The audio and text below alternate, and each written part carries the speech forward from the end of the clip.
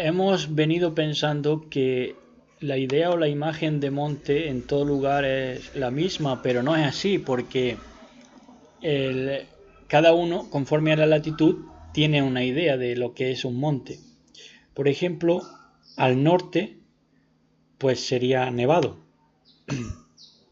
y habría riesgos de aludes, que esto simbólicamente podría hablarse de doctrinas de cuño judeo-europeo New Age, recientemente importado a Hispanoamérica, que ha cambiado el diosito de toda la vida, el tener a Dios de mascota, por la exopolítica de carne fofa y documentales garrulos. Por ejemplo, nosotros estuvimos viendo un documental ayer sobre Sodoma y Gomorra, me parece que era, y, y entonces pues te llevan por donde quieren y te desestiman lo que quieren, ¿no? Por ejemplo, ellos hablaban de dónde estaba el Edén y te hablan de que el Tigris y el Éufrates, y que había dos ríos que no se identifican y que estaban también como prácticamente afluentes del Tigris y el Éufrates, y sin embargo te los colocan y te suponen y te presuponen en China, y se van a China y se van al otro y se van dando tumbos por todos lados.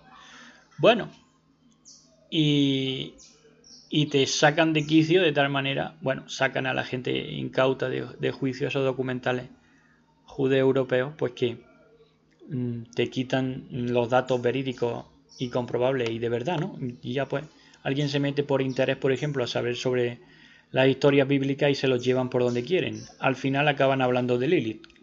Con eso ya se los digo todo. Entonces, pues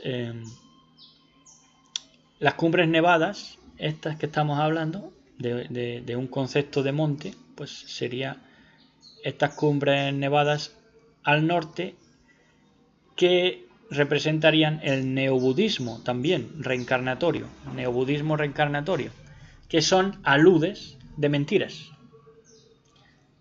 Porque el nunca vencer a la muerte es en sí un absurdo, no una evolución.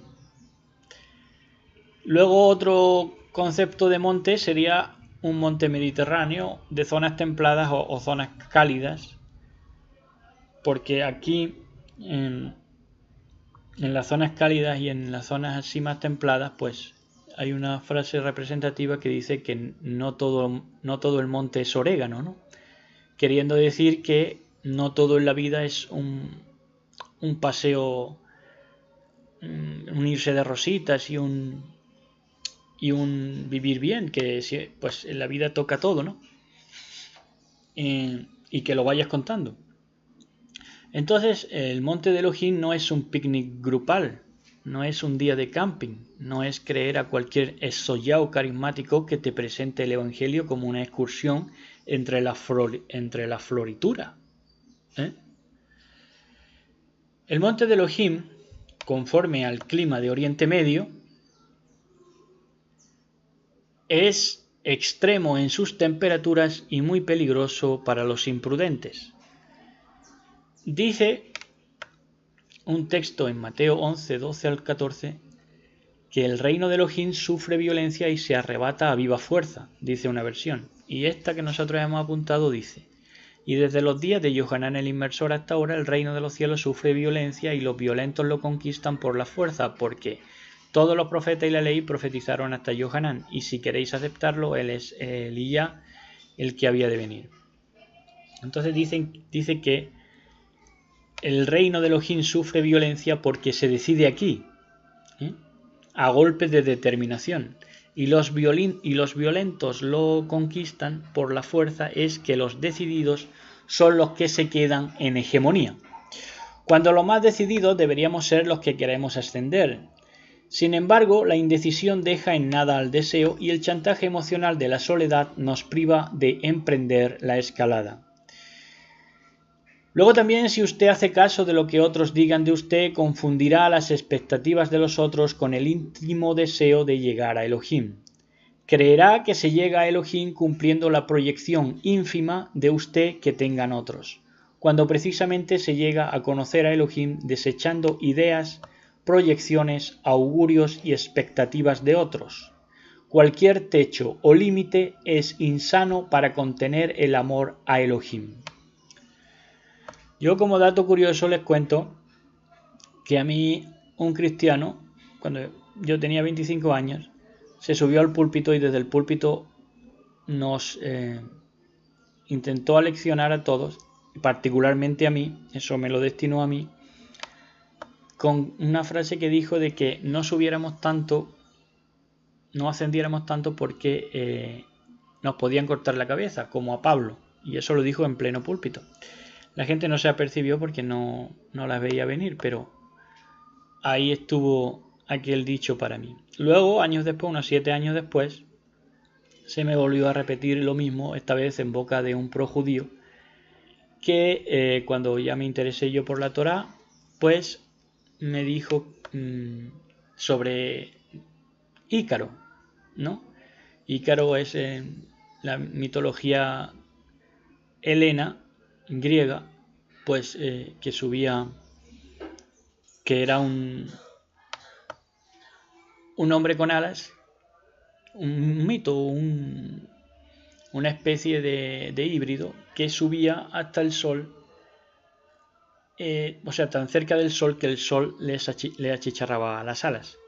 Y entonces me decía a mí este hombre que, pero no a mí, sino sin venir a cuento. Pero claro, era también incitando a eso, ¿no? Incitando al abandono. Y me decía, me advertía sobre Ícaro, que no debíamos tampoco ser Ícaro de ascender tanto que el sol nos quemara las alas. Pero Julio Iglesias, fíjense, Julio Iglesias, que sabía más que ellos de la vida, cantaba lo de la gaviota, que decía: vuela amigo, vuela alto, no seas gaviota en el mar. La gente tira a matar cuando volamos muy bajo. Este sabía más de la vida. El mayor riesgo de subir al Sinaí, por ejemplo, era que se debía subir solo. Subir en comitivas u organizaciones acrecentaba el riesgo y casi garantizaba desprendimientos, accidentes y muertes. Y si alguien, como hizo Moisés o Moshe, se atrevía a subir solo, tendría que subir con toda la confianza, porque todo el monte era un pedregal a punto de rodar por las laderas, y esto durante casi 3 kilómetros de ascenso, si los datos no fallan. Solo fue cuando demostró valentía yendo hacia la zarza, subiendo al Horeb, Sinaí, pasando firme por angostura y piedras al camino, más estos 3 kilómetros de ascenso, como dijimos, cuando el Eterno, bendito sea, le confió después sus palabras y su mensaje imperecedero. Esto nos habla con gran elocuencia de este momento profético alrededor del mundo, porque todo creyente, como conciencia que entiende su llamado, está intentando escalar a la cima y encontrarse con el Verbo. Pero desde aquí entendemos que están cometiendo un grave error, y es que quieren subir en grupos, y eso les hará ser enterrados en polvo y piedra. Es una pena, porque hay mucha gente que sabe que monte es el que eleva y nos lleva al diálogo con su majestad Yahshua HaMashiach. No han perdido tiempo apenas en montes nevados ni en los floridos, pero se empeñan en despeñarse queriendo subir acompañados. Y no se puede subir acompañados porque siempre habrá uno por encima del otro y se deslizará con más facilidad las piedras y habrá muertes.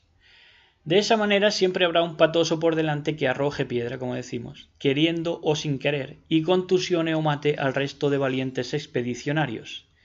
Dicho de otro modo, se competirá por esquivar los peñascos y arrojarlos, y se olvidará la meta de la cima. Ahora bien, es hermoso darse cuenta de que si cada uno sube solo y entiende que ha de subir y ascender solo, nos encontraríamos en la cima. Porque las disposiciones de los que heredarán el monte de Elohim son claras.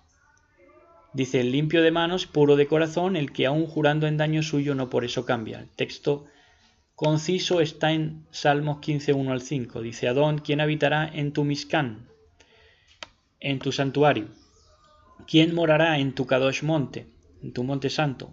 el que anda en integridad y obra justicia, que habla verdad en su corazón, el que no calumnia con su lengua, no hace mal a su prójimo, ni toma reproche contra su amigo, en cuyos ojos el perverso es menospreciado, pero honra a los que temen al Adón. El que aun jurando en perjuicio propio no cambia, el que su dinero no da interés, ni acepta soborno contra el inocente. El que hace estas cosas permanecerá firme. He comprobado a lo largo de mi vida que esto de el que aun jurando en perjuicio propio no cambia, no lo asimila casi nadie. Por eso se quedan en la planicie y la bajeza, entre burlas, sin arriesgar nada y fallándoles a todo. Y hasta aquí este pequeño mensaje. Shabbat Shalom a todos y saludos especialmente a Perú, Chile y Arizona en Estados Unidos.